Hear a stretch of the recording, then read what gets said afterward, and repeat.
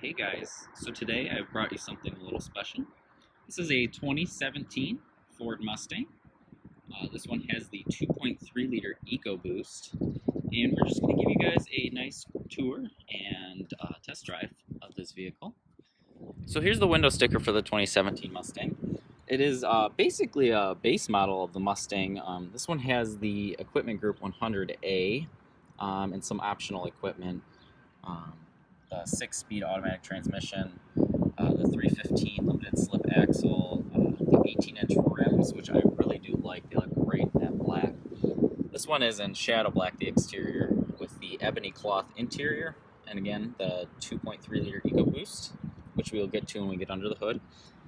So this one's, like I said, it's a base model, but if you're just looking to get into that muscle car, this is a really good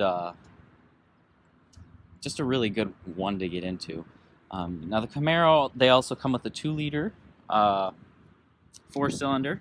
So if you are shopping for a muscle car and you really don't care which one it is and you just want a Mustang, Camaro, or Challenger, I would definitely take a look at the Mustang.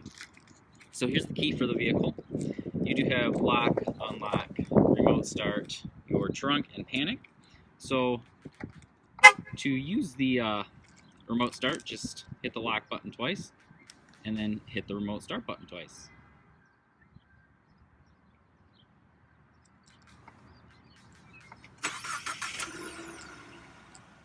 Now this is very nice, especially if you live in a colder area like Michigan.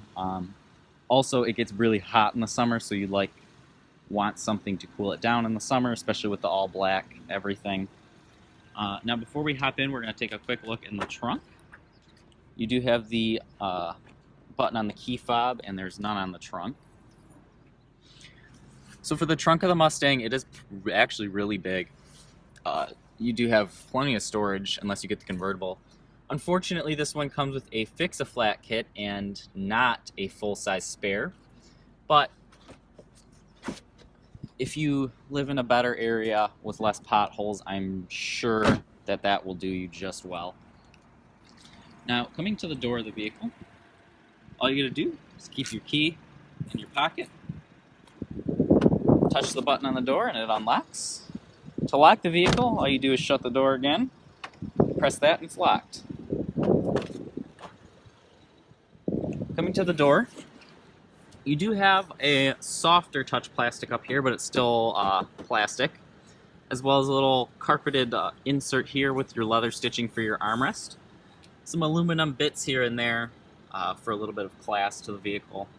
Down here you do have a little storage area for something, and then one of the speakers for your 6-speaker audio system.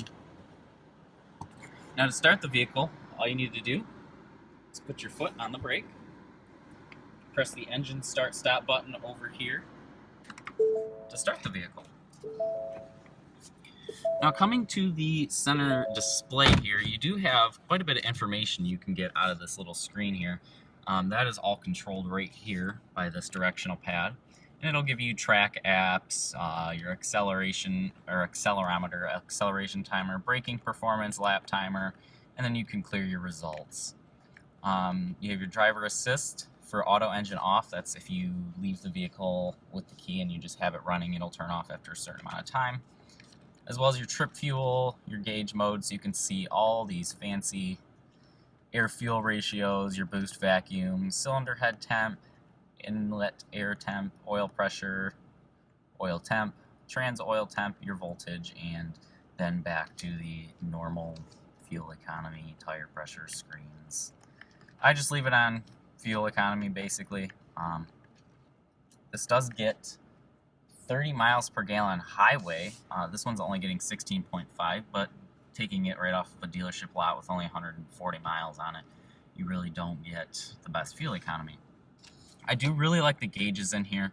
I kind of like how they put revolutions per minute in full detail, and then ground speed, that's kind of just cool. On the steering wheel, you do have a lot of buttons, and it can get a little annoying if you just want a car to drive, but you do have your cruise control over here, your Bluetooth phone, and your media controls. So if you do like those controls, you have them all right up here. If not, they're not really going to get in your way. The paddle shifters, they are plastic, unfortunately. I would have liked to seen some aluminum ones, but they do serve their purpose, and I guess you are only paying about $28,000 for this vehicle, so you can't really complain too much. Over here are your blinkers, headlight controls, fog light controls, which I will turn on so we can take a quick look at that when we get outside.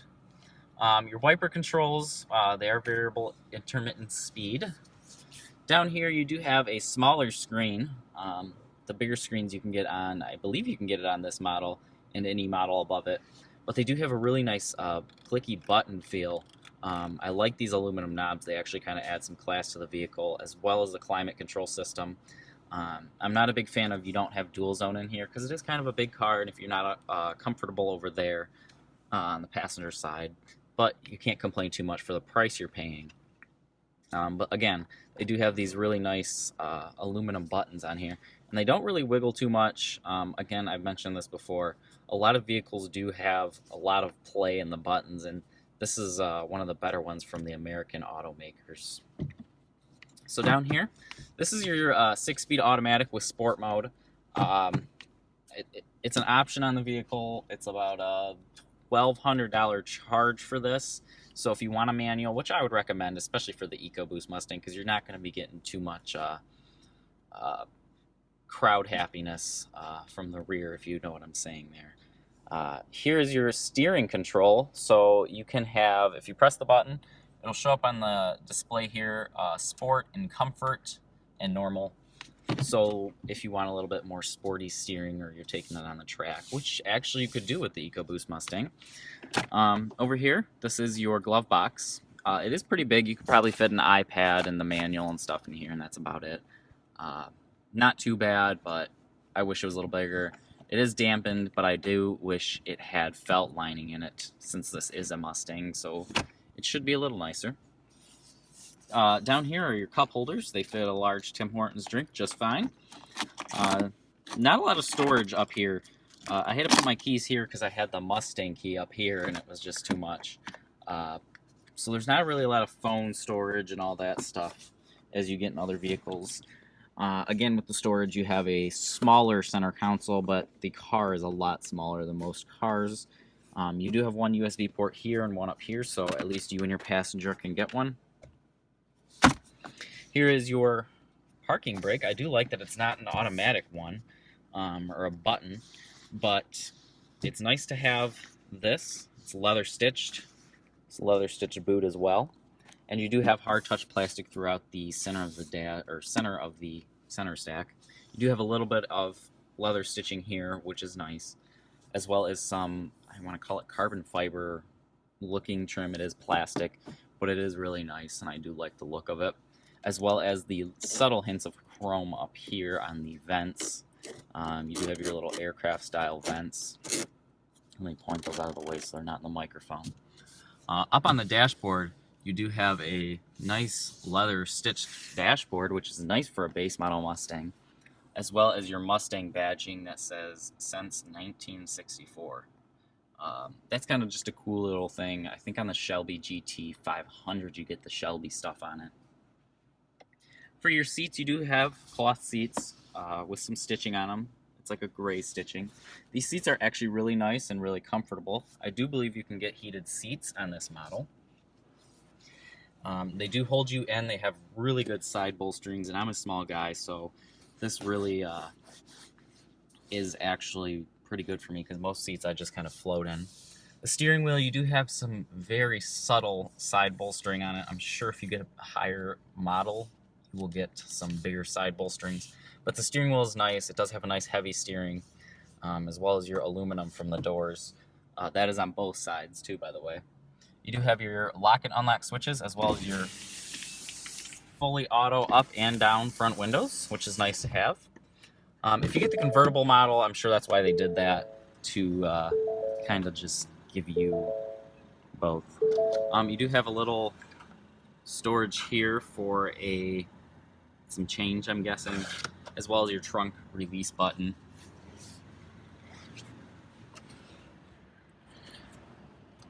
Now the back seat I am not going to get into because it is tiny and I can barely fit a leg back there right now. So we're just going to put that back and act like I never tried to get back there because it is very small and there's nothing really back there. I would not recommend getting this car if you have a family or you need to carry around more than 2 people at once. Once in a while it's okay, but for a long trip you do not want to sit in the back of the Mustang or any muscle car, 2-door muscle car. The car will honk when you leave and have the key in your pocket, letting you know that you still have the key in your pocket. Once I can find the hood latch here, we will take a look at the 2.3 liter EcoBoost engine. This one, it does not have hood struts, but you do have 310 horsepower and 320 foot-pounds of torque. That is plenty for a muscle car.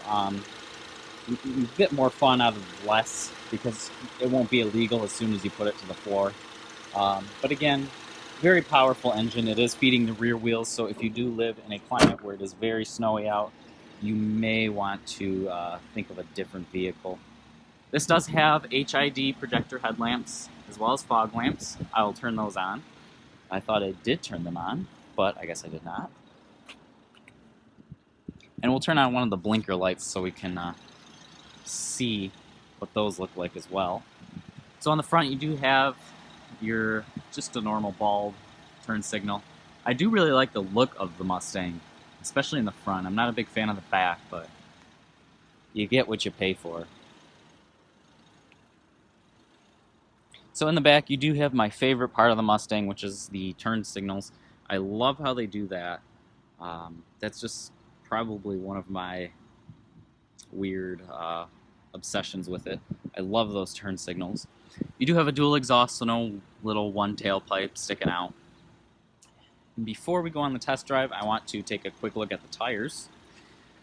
So you are on some Goodyear Eagle tires at 235/50 R18s. I really like these rims because they're not completely black, but they got the silver here and then the gray inserts, so it gives it a nice sporty look. So now we're going to take it on a quick test drive and see my impressions. Alright, so now we are going to take a quick drive of the 2017 Mustang. Now, this vehicle does have 310 horsepower, so I really don't want to get into any crowds. Again, if you know what I mean, stick with it. So the shifter has this weird button on top to put it in gear, and I'm not a big fan of that. The gear, it's made to look like a manual transmission, and it's not. But it does serve its purpose quite well. I'm going to start off in drive, so I'm driving it normally and not driving it recklessly. Not that I would drive recklessly, but you know. So starting off, I'm in normal mode, normal drive mode, and I feel it's still the sportiness of the vehicle. It's a little low to the ground for my likings, but I'm a truck person, we all know that. There's a lot of blind spots too. They do give you little corner windows, but that doesn't help too much. I believe you can get blind spot monitoring on the higher editions of the Mustang, but it is not needed.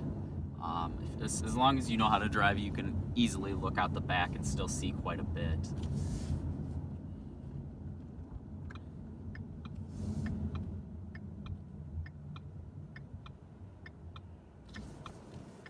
Now for an EcoBoost engine, you'd think a turbo wouldn't be the best route to go.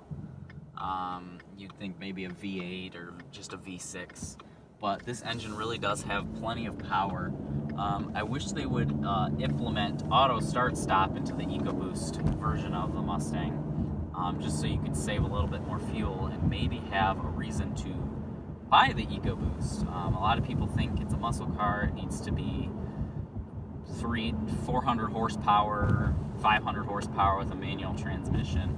But if you're really just daily driving this, which you can do if you're just taking it to work or taking your one kid to school, you can definitely get away with it. But if this is going to be your daily driver and you have a family or you have a lot of people to haul around, it's probably not the best idea because of the back seat space.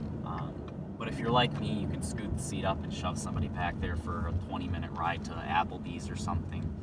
A lot of people have put the Mustang down, and I'm going to explain this because of the solid rear axle that they used to have. They actually would spin out because people cannot control their burnouts or drifts. And that's kind of the whole head for the crowds Mustang joke. Everybody knows that. So driving this normally, I feel like I'm in any other car other than it has a big Mustang on the steering wheel. The shadow black with the rims, I feel, looks the best combination for this model. But of course, everybody wants the GT500 or GT500R.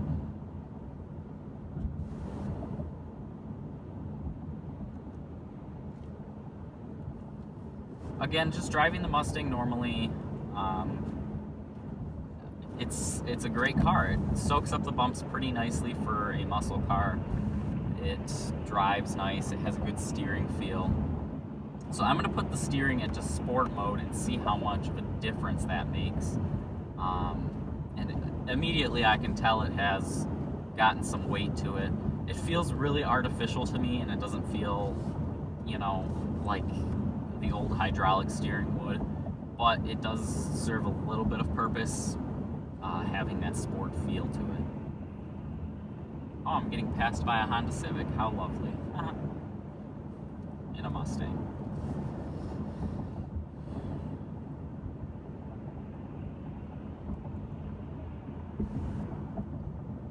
And I got passed by a Buick too. Lovely.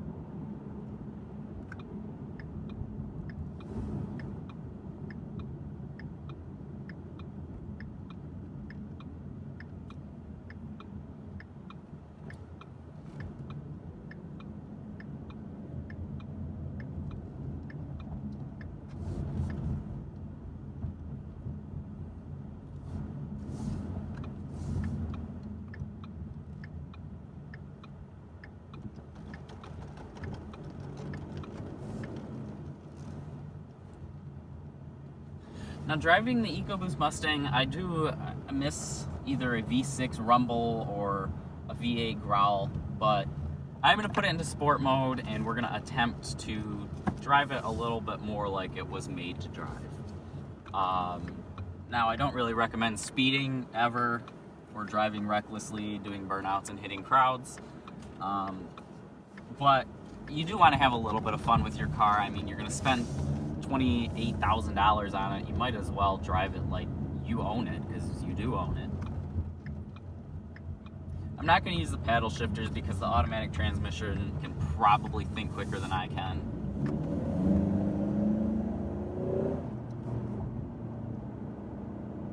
Wow, it holds gears pretty good too. I'm actually really surprised at how quick this car is.